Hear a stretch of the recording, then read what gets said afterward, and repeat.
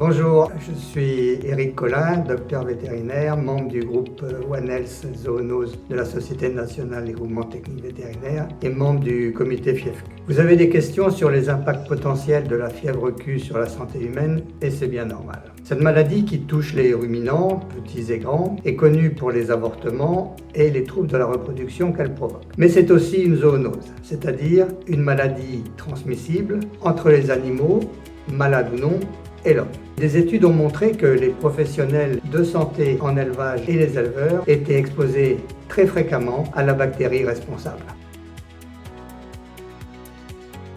Le plus fréquent, c'est lorsqu'un diagnostic a été posé dans l'élevage après un épisode d'avortement ou lors de troubles de la reproduction. La bactérie, très résistante, reste présente dans l'environnement et peut nous contaminer à différentes occasions. Les mises bas, les avortements, les épandages de fumier ou de lisier. L'homme, comme les animaux, s'infecte principalement en respirant des poussières dans lesquelles la bactérie est présente. Il existe des situations beaucoup moins évocatrices du risque de transmission. Par exemple, la contamination à partir d'un cheptel voisin infecté. Et là, la bactérie est véhiculée par le vent, parfois sur plusieurs kilomètres. Dans ce cas, les personnes qui ne sont pas en contact direct avec les élevages de ruminants peuvent aussi être exposées.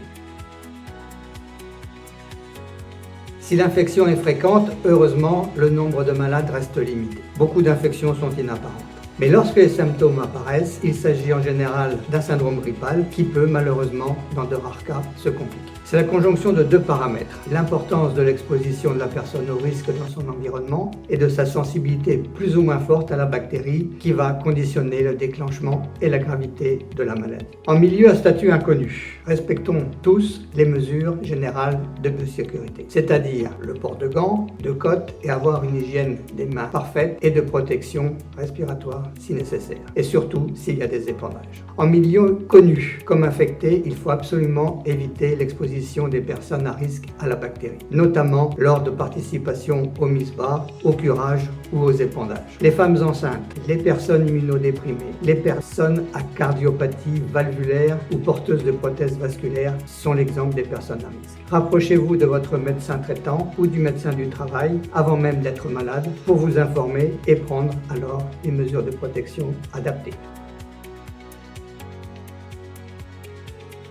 En cas de syndrome grippal nécessitant une consultation médicale hors saison grippe, fièvre persistante, toux, signes de pneumonie, fatigue chronique ou même en saison de grippe, il faut informer son médecin traitant ou du travail de son exposition au risque lié au contact avec des animaux. Votre médecin prendra alors toutes les mesures nécessaires pour vous soigner et c'est d'autant plus important que vous êtes une personne à risque. Le comité reste par ailleurs à votre disposition pour tout renseignement complémentaire et surtout, prenez soin de vous.